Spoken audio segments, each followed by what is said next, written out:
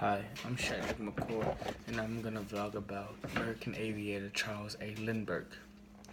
Charles A. Lindbergh rose to fame by piloting his monoplane, the Spirit of St. Louis, on the first nonstop flight from New York to Paris in 1927.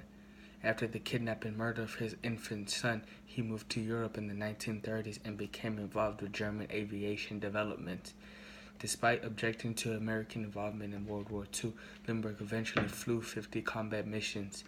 Appointed a reserve brigadier general by President Dwight D. Eisenhower in 1954, Lindbergh assisted in selecting sites for air bases overseas until turning to environmental causes late in life, always a lone eagle.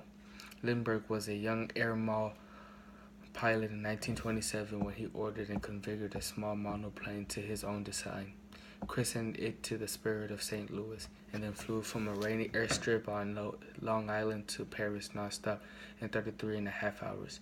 It was a feat that electrified the world and galvanized the public acceptance of the airplane in commercial aviation. A month later, Aviation magazine observed, "Some deeds are marked by an inherited nobility that lifts them above their feet. But there is something leveling as well as elevating about aerial and adventure." The substitution of the pilot's helmet for the diplomat's high hat, the leather jacket for the frock K-coat, and the greasy mitten for Z the kid glove appears to breed mass camaraderie that tramples down political barriers and official punctuations between nations. Before his historic flight, Lindbergh had met Harry Guggenheim, another flyer, head of the Daniel Guggenheim Fund for the Promotion of Aviation. It was on Guggenheim's estate that he wrote his autobiography, We Wrote, embarking on a goodwill tour of Mexico and Central and South America, during which he met and afterward married Mary Ann Moreau, daughter of the U.S. ambassador to Mexico. In 1931, the couple flew to the Orient via the Great Circle route used by airlines today. In 1933, they conducted a pioneering survey flight for the Pan American Airways to Greenland, Europe, Russia, Africa, and South America. To one historian, Lindbergh progressed naturally from the hands-on tinkering of a mechanic to the incisive medical research of a scientist.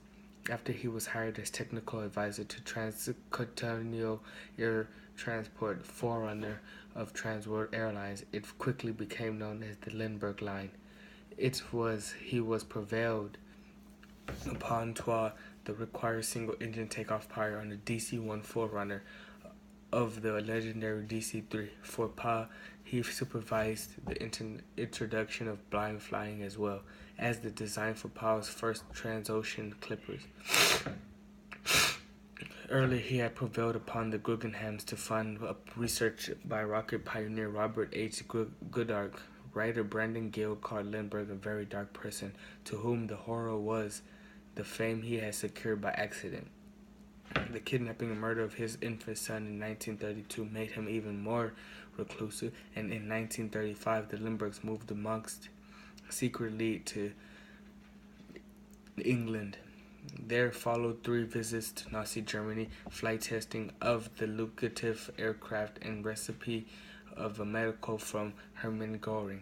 After returning to the United States in 1939, Lindbergh became a prominent advocate of American isolationism, but when war came, he secretly flew 50 combat missions in the Far East, shot down the Japanese fighter, and proved that the combat radius and bomb load capacity of several U.S. fighter aircraft could be increased.